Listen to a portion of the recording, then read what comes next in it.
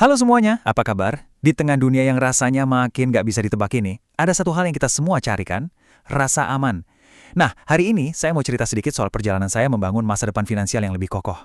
Percaya deh, semuanya berawal dari satu pertanyaan sederhana yang mengubah total cara saya melihat uang. Coba deh bayangin sejenak, dulu jujur ya pertanyaan ini yang bikin saya sering nggak bisa tidur. Gimana kalau pekerjaan yang jadi andalan saya, satu-satunya keran pemasukan, tiba-tiba ya udah stop gitu aja. Pertanyaan inilah yang akhirnya jadi titik awal perjalanan saya mencari apa itu keamanan finansial yang sesungguhnya. Oke, ayo kita bedah lebih dalam soal ini. Dulu kan kita mungkin diajarin kalau punya satu pekerjaan tetap yang stabil itu udah cukup banget. Tapi kayaknya sekarang udah beda cerita ya. Bergantung sama satu sumber pemasukan aja tuh, sekarang ini rasanya makin rapuh dan berisiko. Kita semua pasti ngerasain kan, biaya hidup makin tinggi, harga-harga naik terus, kondisi ekonomi juga kadang susah ditebak. Belum lagi, resiko kehilangan pekerjaan itu nyata banget. Semua ini kayak badai yang sempurna, yang bikin kita sadar kalau bergantung sama satu gaji aja tuh bahaya banget. Jadi intinya tuh di sini, ini bukan lagi soal pengen punya banyak uang atau kemewahan, tapi ini soal manajemen risiko. Waktu saya sadar soal ini, wah, saya tahu saya harus ganti strategi. Nggak bisa lagi semua telur ditaruh di satu keranjang yang sama. Terus solusinya apa dong? Jawabannya adalah kita perlu membangun jaring pengaman kita sendiri. Punya beberapa sumber pemasukan itu bukan lagi cuma pilihan, tapi udah jadi semacam rencana darurat finansial yang wajib kita punya. Ini langkah proaktif buat melindungi diri kita. Dan yang perlu diingat ya, tujuannya bukan buat jadi kaya dalam semalam, bukan itu. Tujuannya adalah membangun stabilitas dan yang paling penting, ketenangan pikiran. Coba bayangin betapa leganya kalau kita tahu, seandainya satu keran pemasukan macet, masih ada keran lain yang ngalir. Itulah fondasi kebebasan finansial yang sebenarnya. Oke, sebelum kita lanjut lebih jauh, kita harus paham dulu nih dua jenis penghasilan utama. Soalnya, ngerti bedanya ini tuh kunci banget buat ngebangun strategi yang cerdas. Yuk, kita lihat bedanya apa?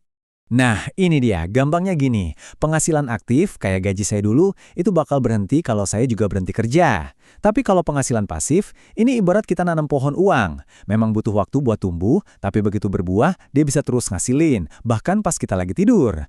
Dua-duanya penting, tapi kombinasi keduanya itu yang paling kuat. Dan enaknya di zaman digital ini, peluang tuh ada di mana-mana. Saya sendiri mulainya dari hal kecil loh, cuma manfaatin skill yang udah saya punya buat kerja freelance. Jadi nggak perlu mikir modal besar dulu. Kita bisa mulai dari apa yang kita bisa dan apa yang kita punya saat ini juga. Oke, saya tahu. Mungkin sekarang di kepala Anda muncul pertanyaan. Kedengarannya bagus, tapi gimana cara mulainya? Tenang, kita nggak perlu langsung kerjain semuanya kok. Ada 3 langkah sederhana yang bisa banget kita ikutin buat memulai. 3 langkah ini benar-benar jadi pedoman saya. Saya nggak langsung coba 5 hal berbeda. Saya pilih satu aja, fokus di situ, dan yang penting konsisten. Kuncinya itu bukan seberapa kenceng kita lari, tapi seberapa konsisten kita melangkah. Dan tentu saja, jangan pernah berhenti belajar. Jadi, semua ini arahnya kemana sih? Ujung-ujungnya, ini semua adalah tentang bagaimana kita ngambil alih kendali atas masa depan finansial kita sendiri.